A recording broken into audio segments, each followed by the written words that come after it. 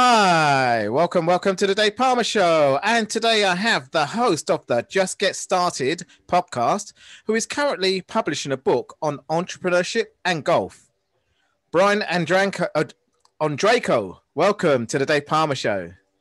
Hey, Dave. Great to chat with you today. Great to have you as well, Brian. Great to have you. And golf is becoming a very favorite sport of mine. I was a national and, but track and field was my sport. I did the Olympic trials and stuff like that. So, that's what I did as a kid. Yeah. But obviously golf is an Olympic sport now as well. And obviously a very professional sport, very high money. But you play sport, obviously. You played this sport as a youngster, just as I did track as a youngster. Amongst other sports. So tell us your story, because you've got this book out called Luke's First Round of Golf. So we're going to get into that. But tell us your story and what can you tell me about, well, let's put it this way. I know that there are parallels between golf, entrepreneurship and life across the whole book. But what can you tell me what can golf teach you about life and entrepreneurship? Yeah, I mean, and I can go on a few different roads. I'll kind of connect the dots here, but and it kind of leads to, one of the reasons I wrote this first children's book. But I'll start back. When I was fortunate to play golf. I started when I was 11 years old, and what I loved about the game was that it was on me. I played basketball and played some other sports here and there, but with golf, it was on me. And probably the same with track and field for you. Like, that's right. Yeah. If you didn't, I don't know what was your. Well, it was eventually 800 meters was my main 800 meters. So 400. So that was your thing, right? If you didn't run 800 meters, you didn't win or you didn't compete. So that's what I loved about golf, the individual nature of it. It was kind of like I had to perform and I had to do well. And I don't know why, it's just something around, and maybe it was a lot of just emotional intelligence that I didn't realize I had, but people told me I had later in life, was like being around like just integrity and professionalism and, all of those things that come with golf, being like, you're playing your own ball, you're keeping your own score. Like, if you have to take a penalty, you might be 50 yards right of your playing competitor, but being able to assess a penalty yourself, those type of things really intrigue me because I didn't see that with other sports. I saw that with like you in basketball, it goes out of bounds, you're pointing at the other player, like you're always doing these other things that don't seem as ethical. So I mean, the difference between doing track and athletic type, well, I say athletic type sports, like basketball, anywhere where you're running fast and jumping or whatever, soccer, and is that it's high adrenaline. I mean, there must be some kind of adrenaline going on in golf, but it's more about keeping calm, isn't it? And focused, and it's a long game. I mean, I forget about running a marathon, but it is lengthy. It's still a mental and physical sport in that sense, isn't it? Oh, 100%. And that's why it kind of is funny where I see people joke around about golf and like, oh, it's, people are out of shape playing it. Well, not really. Yes, you can make comparisons to some of the guys back in the day, but rarely are people out of shape that are playing at a top level nowadays. And because they understand to get to that next level now is a little different than before. But nonetheless, the mental capacity to play, if you've played a little bit, right? The mental capacity to get through 18 holes. And then imagine getting through I didn't play tournament golf a lot. I didn't play in the PGA Tour or anything like that. I was a PGA professional. I taught golf, I was in the business side.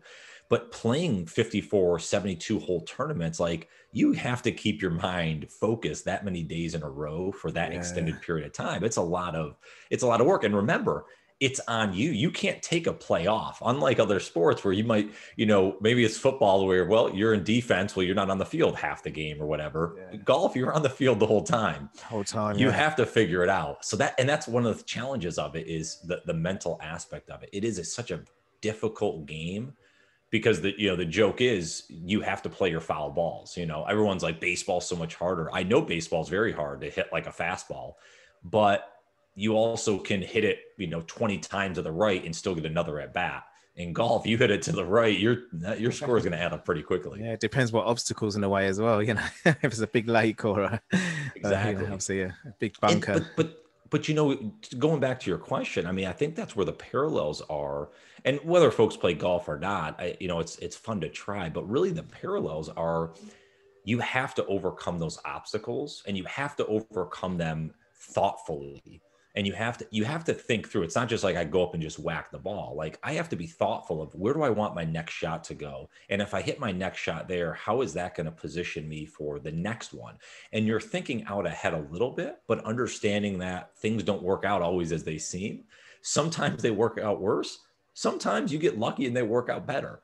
But it's the fact of, hey, sometimes you have to just, put it in position and figure out, hey, here's where I want to go, and then let the chips fall where they may. So I think that's a big parallel, I guess, to entrepreneurship. And we can go deeper in that if we want.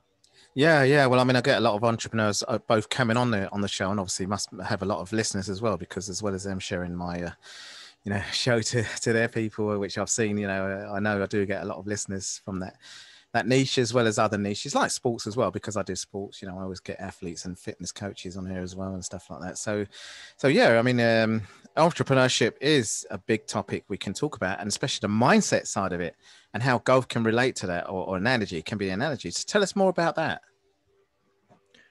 Yeah, I mean, well, again, whether it's mindset or anything of that nature, I think the reality is that, we all get stuff thrown at us day in and day out, right? And it kind of goes back to like Stoic philosophy I've been following for a while. It's, things are going to happen, and it's really how you react to it is how you're going to live in the world, whether you're going to get pissed off about everything and be angry and what have you, or are you going to be able to kind of turn on its head and say, I'm not going to let this bother me. I'm going to take a different road, a different path, and ultimately, kind of cooler heads prevail. So, and that's been such a big thing in my life. And I'm sure a lot of your listeners, the same thing, is like, when you're at your most positive, you're most optimistic, you generally perform better, and you generally have an opportunity to be, quote unquote, whatever success is for you, right? Success is different for everyone. But being able to go down those paths are so much easier when you have a positive attitude versus just not thinking, because there was a lot of years I didn't think I was good at anything. Those are some rough years, and put me in bad spots, especially going through school life, and then just leaving, the stuff that, everyone has their strengths and weaknesses everywhere. And obviously, if, for us, soccer is a big sport, but obviously I didn't make the grade, I didn't have the skills, but track, I was one of the best in the country, for my age, so it was like, all right, that's my thing then. I'm going to have to do that. But if I had the skills in soccer, I'd be making some good money as well. Yeah. Well, I mean, let's look at the reality. Most people, when we say most people, it's 99.99% are not going to be the professional athlete. They're not going to be what they were dreaming of being when they grew up. And a lot of that is because society norms that are put into play. Right. And I went through the same thing. Right, Brian? No, you got to go to college. You got to get a job. You got to work your way up. You got to, save for retirement, all this BS that we're told. And I think it puts all of us in such a bad mindset, because now it's a rat race. Now we're thinking, oh no, we got to get the dollar. We got to get some sort of status, to be better than, we were growing up, or whatever other stuff, that's in our head. And I think that's where a lot of, at least what I'm doing now when I coach a lot of younger folks and stuff, is how to change that paradigm, and how to actually look at life in a different way, and look at it younger, to be able to hopefully make that shift sooner than a lot of us that, I don't know how old you are, but, I'm 38, and, 56. Okay. And I'm not saying I have anything figured out, but if you would at least say, hey, where's that change that happened in life? It was probably about 8 or 9 years ago now. I kind of call it my Renaissance period. I jokingly call it, but like, it took me until I was almost 30 years old to realize this. Like, if people can realize this at 16 or 18, wow, that could be such a change in their life in terms of more happiness and leading toward fulfillment, Yeah. So tell me more about that. And like, it's kind of like an epiphany for you. It sounded like at 30, but there's something people could do if the younger listeners are listening to this. What could they install, what you learned that you could have done at a younger age? I think a lot of it is all about decisions, right? We all make decisions. And are you making decisions for money? Listen, money is needed. We both know that, right? Let's not, dance around that. You need to pay certain bills, or you need to do certain things if you have a family, right? But the reality is that we don't need millions or billions of dollars potentially, right? If you want to get that, go ahead. That's, whatever floats your boat. But for the most of us, right, it's how do we have financial freedom to be able to wake up and do what we want to do? Well, you can make decisions today to start leading to that path. You might not be there tomorrow or in 5 or 10 years, maybe. But if you make that at a younger age, I feel you're going to now at least be way happier when you wake up in the morning. And what happens when you're happier? You want to go work out, right? You get more energy that way. You're going to probably want to eat healthier because you want that energy to be able to do those things. And all of a sudden there's this shift that happens where it's not just one thing in your life is good. Now there's a lot of things. Well, now take it from the other end. What happens when you're pissed off and you're not happy? You don't work out as much because you're depressed, right? You maybe don't eat as healthy because, again, that food makes you feel, and all of a sudden there's a spiral the other direction. So I think if we start making better decisions earlier on that lead to happiness, now they might be difficult decisions because most people aren't doing them. Ultimately, that could lead us down a better path. Again, it took me a long time to figure that out, but I at least feel that I'm at least on some sort of a better path now than I was, like I said, 9, 10, 11 years ago when I was very complacent. I was in a ton of debt, all these things that were like spiraling downward. I'm like, what the hell am I doing with my life? And you kind of wake up one day and it's like, oh, wait a minute, I can make this change. I can make the decision to change. I just have to be willing to go through the hard work to actually do it. Yeah, absolutely. Absolutely. So, okay, we're going to come on to your book in a minute. So tell us your story then, how you got into golf, because I know your father was an influence there, and you're from where, New York, is it? So, or near there, a town or something. So I was reading your bio. Tell us your story then, and how you led up to that from there. So your journey there to where you got to 38 and realized, where you are now, really, Well, yeah, I mean, I grew up in upstate New York, small town. The more I look back, I think the more the years go on, it was a better upbringing than I give myself credit for. Maybe being a middle child and feeling like I was, no attention and those type of things. I was a middle child as well.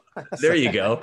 So there's probably some parallels there. Yeah, I don't think about it, I suppose, but it's only when someone said, "Oh, you're a middle child," that means I thought, "Whoa, okay." But yeah, anyway, go on. Well, for a long time though, that was how I made a lot of decisions on. And again, you think about, we all have these experiences throughout life. Not to go down this rabbit hole, but I think that was part of, by the way, childhood is such a big thing for anyone to do out there. If I would encourage the listeners, if they haven't done this, if you are struggling with anything, go back and look at childhood and really become self-aware of where your quote unquote pitfalls are. Because what you find is that a lot of them come from childhood. I figured this out. I was I needed attention. I was very needy. And I figured this out in adulthood of how I was with the relationships and those type of things. And it was when I finally started to realize that and change that, like, hey, self-love was really important. Like, I had to love Brian first before I could love anyone else. And I didn't realize that. Those are the type of things where childhood, I think, really impacts us. And if we don't look at them, man, we could waste our whole life kind of realize, like, why are things not working out? And it's because we just didn't do our deep dive into things we didn't realize. They were kind of just innate in us that we had growing up. Anyways, that's a long tangent, but yeah, grew up in upstate New York, middle-class family, just did a lot of random stuff. But a couple big keys in childhood that I think are important is that I always had good work ethic that I learned from delivering. I started working when I was 11 years old. I was delivering this back in the days. Your younger paper listeners, errands and stuff like that. That's right. Your younger listeners don't realize that people used to deliver, hard copy paper in the mornings. But yeah, I used to wake up 5:30 a.m. and every single day from 11 until I was 17. I did it for 6 years, and I had a few jobs in between there as well. On top of that, like sometimes I had 2 jobs. But the reason I mentioned that is I didn't realize, again, these things, all these experiences I had really bottled up inside me. And it almost, basic to your point of like, hey, how did this kind of come out? They kind of just burst. Again, when I was like 29, 30, what happened in my 20s, I think we all go through this, is you just get complacent. You're going out, you're partying, you're having fun, you're enjoying life, you're learning a lot. You're pretty stupid, so you're just learning so much, about life and just making really poor decisions on things. And what I realized though, I got later in my 20s and I said, what am I doing? I said, here I am. I had a lot of these ambitions when I was a kid. I was very curious. I had a lot of work ethic. And now I feel like I'm just kind of, shipping it in every day. Like, I feel like I'm not putting in the time I should be. I feel like I'm not learning as much. And it was just certain things that kind of click for me. And for you or for your listeners, it may be other stuff. For me, it was just like, why am I in like $60,000 of debt? Like, how did that happen? How the heck did I get to this point? Why am I not making a certain amount of money at this point in my career, this point out of college and stuff? Like, was it because of someone else, or was it actually because of me? And being able to start being more accountable, and again, putting it on myself, standing in the mirror and saying, Brian, you effed up, you got to make better decisions. Ultimately, that was the shift. That really was the shift for me. So started to be able to pay down debt, started to make better choices on career, started to actually say, how am I going to live happier? And those decisions slow rolled into kind of what I'm doing today. So that was a lot of randomness there, but the reality is that we all have these things in life. At some point, we have to stop ourselves and kind of hit the brakes and just kind of have these checkpoints to say, hey, are we at where we want? And if we're not, that's okay. I mean, it's okay if we're not. I think one of the hardest things I found, and this is where talking with a lot of people, is that we don't get to a point where we have that tough talk with ourselves, We kind of glaze over it and we're like, yeah, I think we'll be better tomorrow, and we move on. But I think when we really sit deep and have that really tough discussion with ourselves, man, that could change a lot of things going forward for us. In the better, it might be hard, as I mentioned earlier, out of the gate, but down the road, it could be a lot better. So, yeah. Okay, let's move on to your book then. Luke's First Round of Golf. Before you tell us what the book's about and what's in it, and obviously not everything because you want people to go and buy it, but why did you write the book in the first place? Well, this is a fun little children's book. It's kind of with my upbringing of reading Dr. Seuss as a kid and also love listening to 90s rap music like Eminem and DMX and, Tupac and them. I kind of love rhyming. But this book is more, it's about getting started, obviously, because that's my mission, right? Is to help people get started on their journey. It's the name of your podcast as well. Name of the podcast. Yeah. Just Get Started. And so this book is a part of a series of children's books I'm writing in the Just Get Started series. This one's so important because people laugh when I say this probably, but like I started writing this book 9 years ago. Doesn't that seem crazy? 9 years ago for like a small little children's book. But that's I think where the story, why it's important and why I love sharing it is that I had so much fear and uncertainty and so much anxiety, what people thought about me and could I do this and all this crap, where I started writing the book with my, I have a almost 9-year-old now. And when he was born, I started writing this book. And because I was like, hey, how cool would it be? I started playing golf when I was 11. It was one of those random things. Now, my uncle used to be or still is a PGA professional and owns his own, golf course. But I didn't really know he played golf, and he played in the PGA Tour for a handful of years and stuff. And I didn't know how good he was as a player until I got in my teenage years. But I started playing golf on a whim because my brother played with a couple of his friends and his friend's dad. And he had fun. I said, hey, can I go out next time with you? Because he was my big brother and I wanted to, do what he was doing. And that's how I learned to play. That's how I got into golf. So I was like, my dad never played or anything like that. We actually got him into the game, ironically. But I said, how cool would it be is like my son to learn the game of golf and us to actually get out and play golf for the first time. And that's why it's titled Luke's First Round of Golf. It's a play on that relationship with a father and son and getting started with the game. But anyways, I started the book and I had probably, 40, 50% of it written, something like that in 2012. And then I shelved it. I literally I shelved it for almost 7 years Could you believe that? It's just thinking back, it sounds so dumb now. It's like 7 years you sat on this. And it was just because I didn't believe in myself that I could write a children's book. I'm like, who do you think you almost failed English in high school? Like, what do you think you can write a book? You know? So everyone's got a good book in them though. So that's what motivates. But I think, yeah. And I think the moral of the story here is that whatever you want to do, you could do. Don't let anyone tell you can't, because it's a bunch of BS. And I'm happy to say I'm already illustrating my second book. I already have my second children's book written. It'll be out this fall. It's on mindset and happiness, and how important the brain is.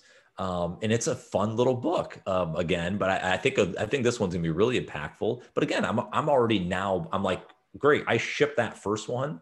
Now I'm moving on, and let's keep going with this, because I really enjoy writing. I found, obviously I enjoy the podcasting as well, the audio form, but I really enjoy writing. I don't know why. And that's why I blog and do other stuff. So yeah, the book was a really interesting journey. And gosh, did I learn a lot in those 9 years. I've had a lot of life changes, but it's one of those things that you have to put the work out, as Seth Godin says. You have to ship your work, and ultimately you never know what could happen because of it.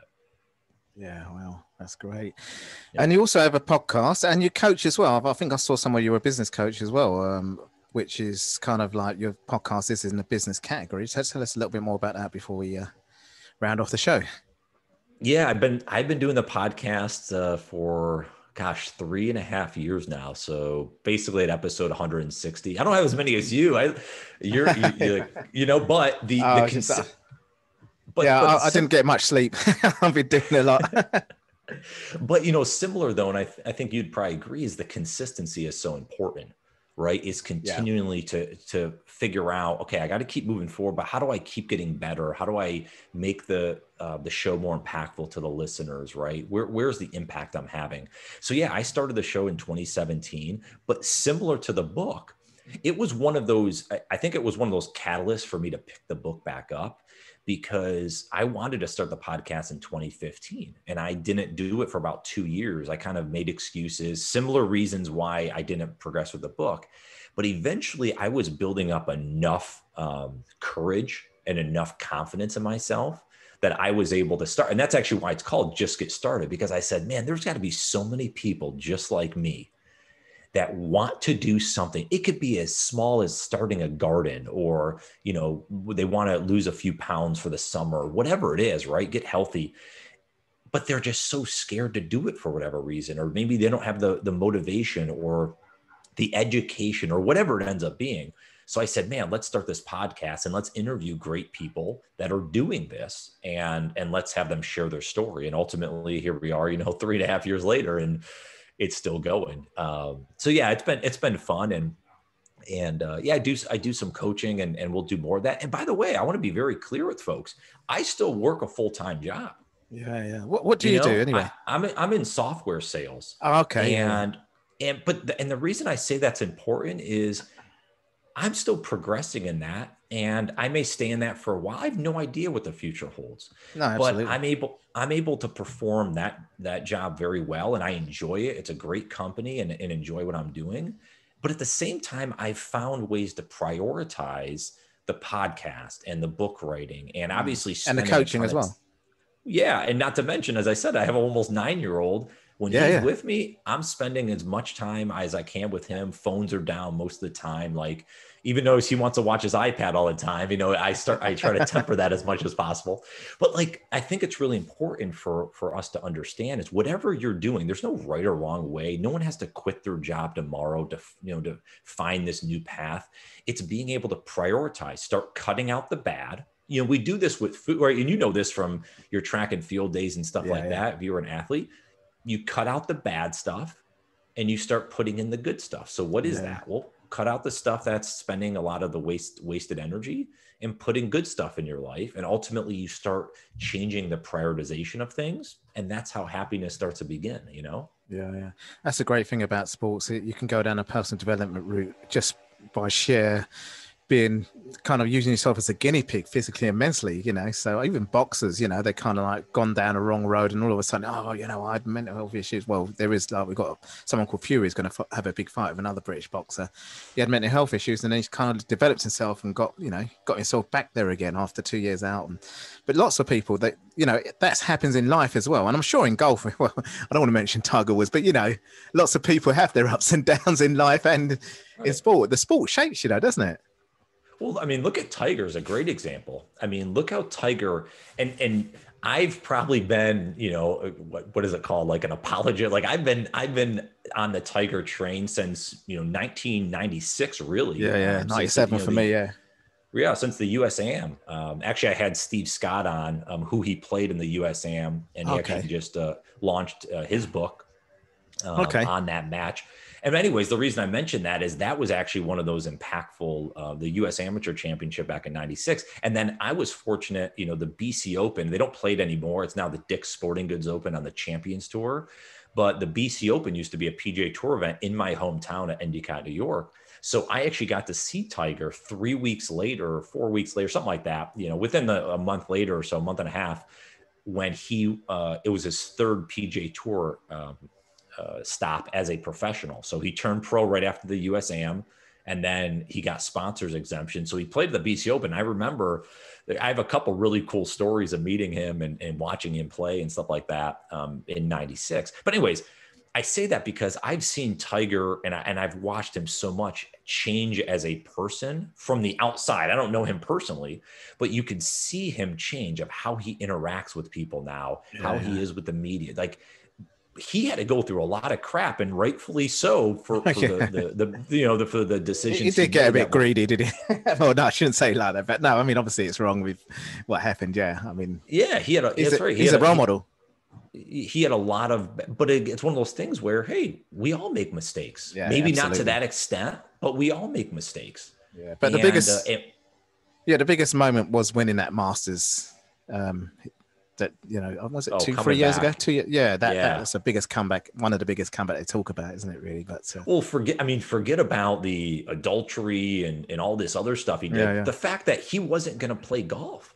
Well, like there was rumors 2 years prior that he literally told someone at the Masters dinner 2 years prior that he didn't think he was ever going to compete again. I think that's because of his back injury then at that time. Exactly. And of course now he's back on that same conversation now. But actually he's taken it well, isn't he now? I think he's probably had those knocks and thought, you know what?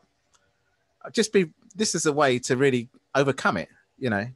Yeah. And he's had his chance. Obviously he just, you know, evaded death a few months ago. Yeah, that's what I mean. Getting into that accident and stuff. And, you know, I think he's in good spirit. I'm hoping he's going to come back. You know, I hope he plays forever because I love watching him and he's got the mindset to do that. Let's put it that way.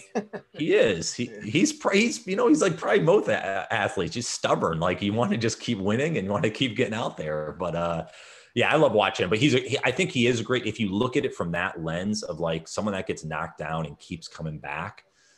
What are they doing? How are they performing? How are they looking at life? You know, I think there's a great story there if you really pull back the layers.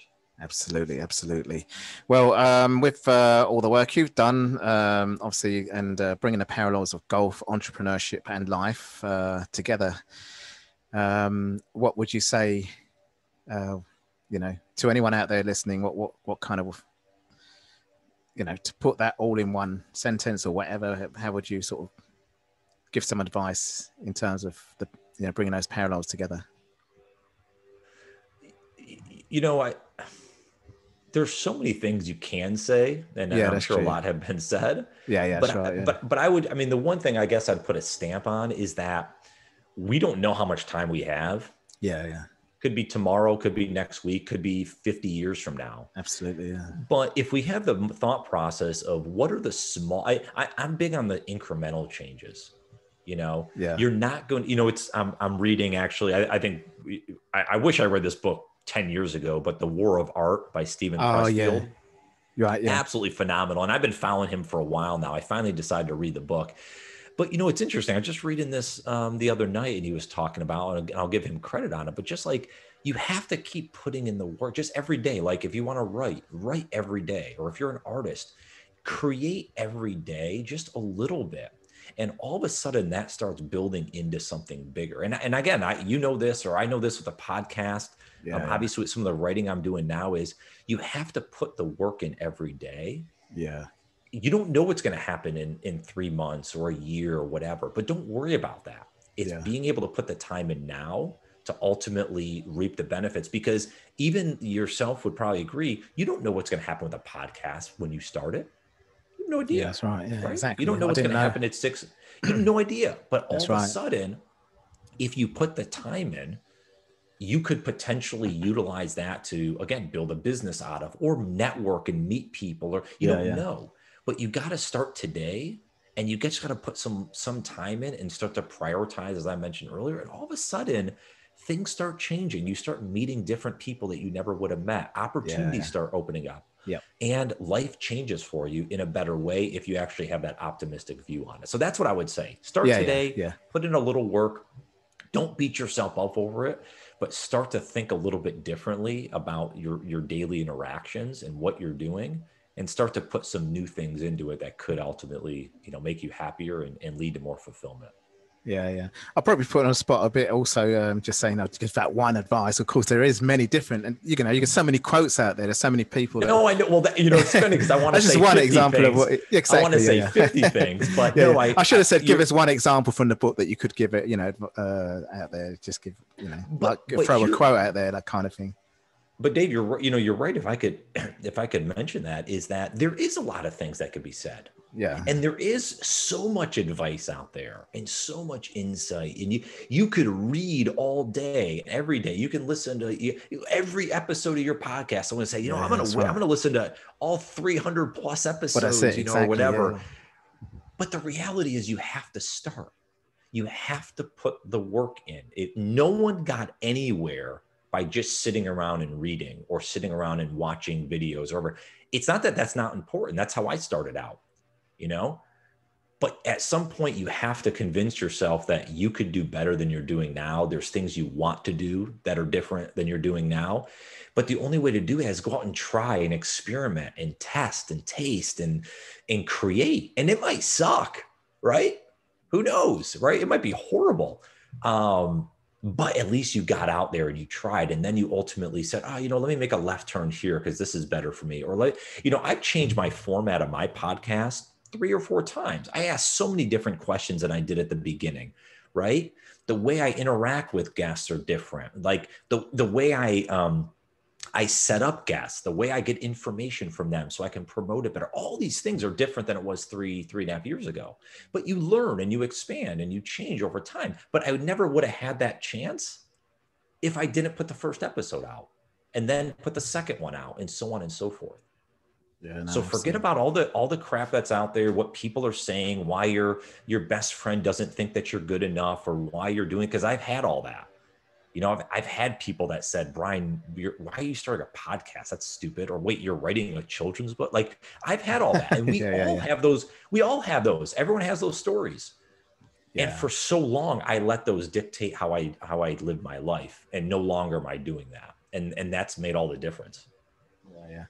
Well, Brian, it's been really great. You came on my podcast and sharing out. I think it's a great thing you've done the children's book. It's a very powerful thing. I've got another children's book writer coming on my show actually tomorrow actually. But nice. So that'll be coming out this week together with your episode.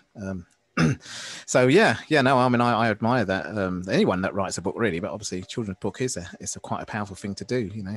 For kids and for an adult to do it as well. So no, it's a good thing out there. Can you tell anyone where they can actually find your work and also find out more about you and what you do? Yeah, my best place is probably my website, brianondrako.com, BrianOndrako.com.